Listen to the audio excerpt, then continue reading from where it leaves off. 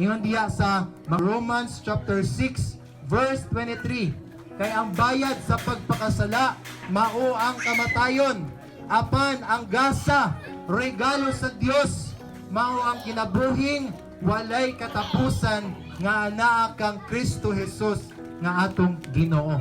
Duha ka balita. Una, dili maayong balita, bad news.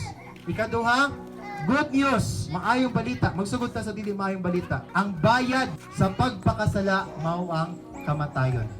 Unsa man day ang pasabot sa bayad. Haguan nimo sakto? Say pangalan nimo, sister. Lisa.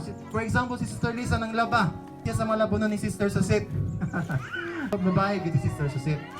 So kinahanglan kayo maghago ka, adi sa inyong madawat ang bayad. Unsa man ang pasabot sa sala? Ang sala mauna siya ang pagsupak sa balaod sa Dios. Ang dili pagsunod sa Bible, maigsoon. Kung nakabuhat ka og bisag usa lamang kasala, unsa may deserve sa imong gibuhat nga usa ka sala? Kamatayon. Kung wala gihapon nimo biyai ang pagpakasala, ilaglag ka sa lake of fire, ang impyerno. Walay katapusang pag-antos. Isa'y ganahan dito, maigsoon. Ganahan mo? Dili, ako, maigsoon, digid ko. Bahala, bapod.